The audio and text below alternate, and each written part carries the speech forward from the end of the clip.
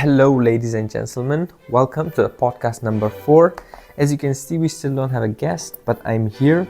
We're going to make it very brief. We'll talk about marketing, and it's very late at night, but I had to show up today because last week I couldn't. I was very busy, and if I don't do it tonight at 1 a.m., then I would miss it and I would not make it for another 3 or 4 days. And I don't want to do that. Hopefully for the next podcast we might have a guest, but at this one let's briefly describe what is marketing and why do you need to know that, and why do you need to know about marketing. See, as a person who has studied marketing for 3 years now, I suggest even if you're not in marketing, it's important for you to study it, at least to be aware to what to believe and what not to believe, and to be aware of the beliefs that you have right now, which one of them are true and which one of them are bullshit put on you just to sell you their products and services. So let's start by defining what is marketing. I simply define marketing as the process of spreading awareness to special targeted people about specific product or service. And it involves understanding customers' need, creating value, creating customer relationship, and you do that through market research, through a little creativity, but eventually to make sales. So why do I say marketing is important? See, I categorize marketing in 2 ways. There's a mediocre way that people just talk about their products just to make some sales, and most of them don't function at all, but some of them, they have some sales and then it keeps them going. And then there's a professional way. It's not to sell the product, it's to sell the feeling of having that product. Biggest brands like McDonald's, like Coca-Cola, like Red Bull, like Rolex, like Lamborghini, they don't sell you their product. I mean, when was the last time that you saw one of these brands talking about the features of their products or about their ingredients of them? When was it? Do you remember? Because I don't. Because they don't. Think about it. Why don't they? Because as humans, we prioritize feelings.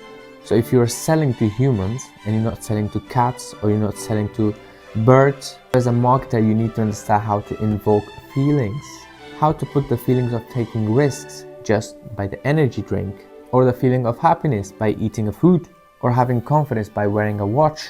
Now, of course, we don't live in a perfect world, so the selling of feeling has been misused a lot and it's still being misused. So that's why I think you should learn marketing to understand which to trust, which not to trust. And if you want to do marketing for your brand, you have to know how to find your target customers. And if you're a marketing manager or if you do marketing for another company, you have to understand how to sell the feeling of that product, not the product itself. Because your products might be the best or your services might be the best, but if you cannot sell the feeling to the target customers, what good is your product? See, the most leading products right now, since I've been in business, I've seen it, they're not that special. There are other better versions of that product, but you don't know about them because they suck at targeting the right feelings. That's why they lose. So does it make the more successful brands evil or the mediocre brands with good products stupid? I think it's the second one. If you have a good product, you at least need to understand how to market it properly as well, or at least hire people who can do that for you. You should spend as much time in marketing, as much time at spreading the awareness, especially at this time and age where everything is digital. And if you cannot spread awareness through social media to your target customers, to sell them the feeling of having the product, it doesn't matter how good your product is, it will still be equivalent to horse shit.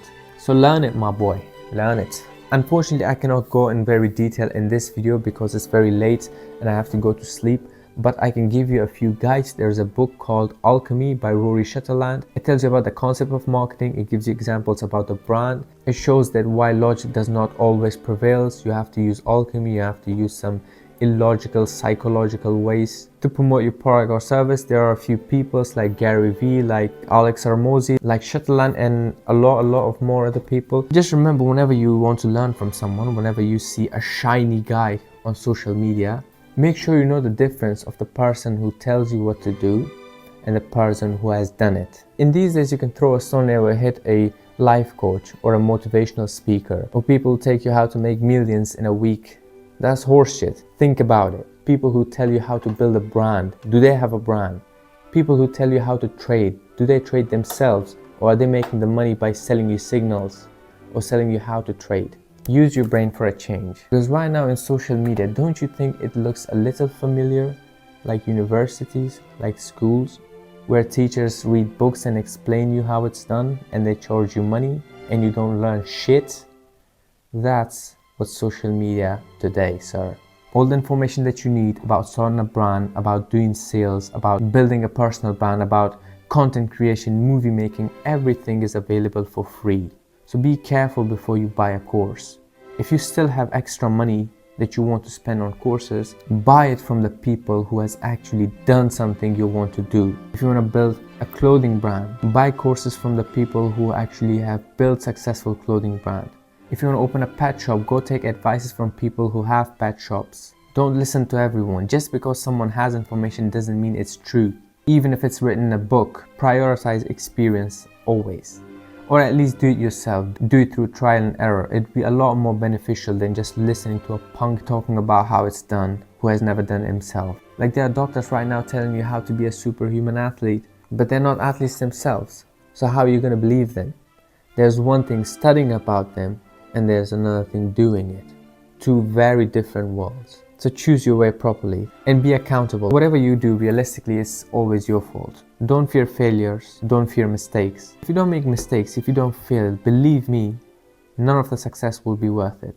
If you don't believe me, just watch some rich, spoiled kids and you will get your answer. And with that, we will end this podcast because it's getting late. I have to sleep. Today's podcast was about marketing, and I know I didn't talk about much, but I had to show up today. Hopefully in the next podcast I would have a guest. If I don't, I will go in more details about marketing. So up until then, see you, stay safe, take risks, and enjoy.